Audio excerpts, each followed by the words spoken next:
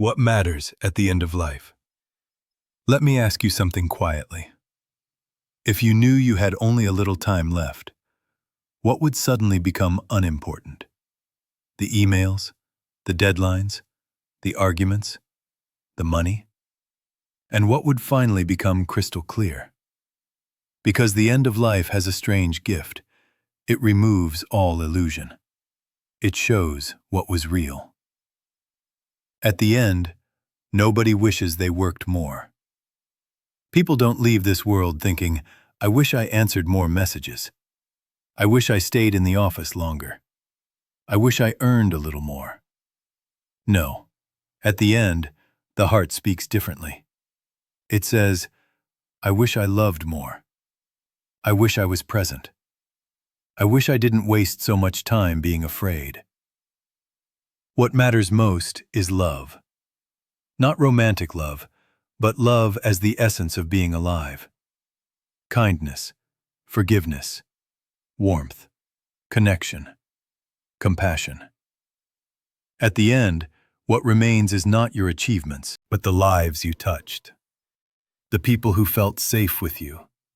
The love you gave. Relationships become everything. In the final chapters of life, people don't count possessions. They count faces.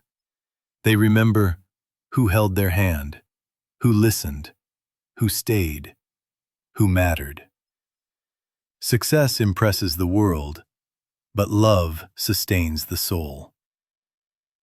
Presence becomes priceless. So much of life is spent elsewhere, in the past, in regrets, in the future, in worry.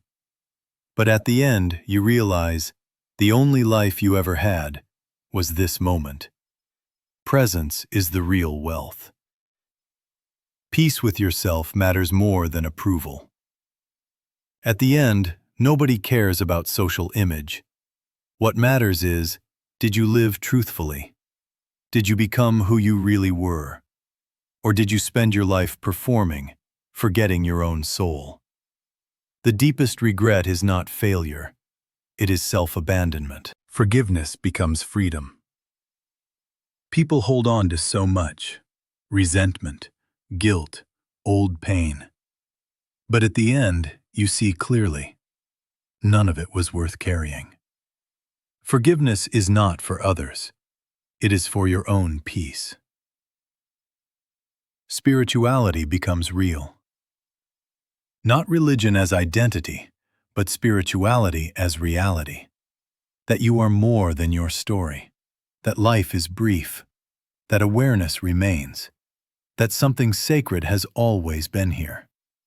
At the end, the soul does not ask, how much did you achieve? It asks, did you awaken? The small things were the big things. In the end, it was never about grand moments. It was about morning tea, a friend's laughter, a child's smile, silence, sunsets, simple kindness. Life was always holy. We were just too busy to notice. So what matters right now? If the end teaches us anything, it is this. Don't wait. Call the person you love. Sit in silence. Be kind. Forgive. Live slower. Return home within. Because one day, the world will fall away, and only what was real will remain. Closing. At the end of life, what matters is not what you owned, but what you became. Not what you achieved, but how deeply you loved. Not how busy you were, but how awake you were. So live now, in a way that your soul will recognize. Because in the end, only love remains. One gentle question for you today. If your life ended soon, what would suddenly become unimportant? And what would you want to give more time to?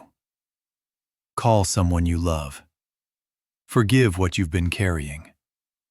Be present. Live in a way your soul will recognize. In the end, only love remains.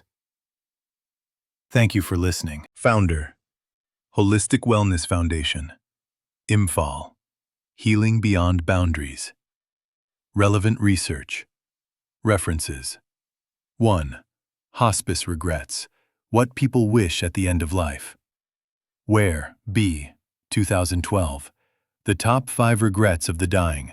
A Life Transformed by the Dearly Departing. Hay House Publishing. Based on Bronnie Ware's experience as a palliative caregiver, documenting the most common regrets people express near the end of life, such as not living true to themselves, working too much, and not expressing love. Not an academic journal, but one of the most referenced hospice-based works worldwide. 2. Harvard Study of Adult Development. Relationships Predict Happiness. Waldinger, R.J., and Schultz, M.S., 2023. The Good Life. Lessons from the World's Longest Scientific Study of Happiness. Simon & Schuster. From the Harvard Study of Adult Development, over 80 years, showing that close relationships, not wealth or fame, are the strongest predictors of long-term happiness and well-being. Harvard Overview. https://adultdevelopment.hsph.harvard.edu/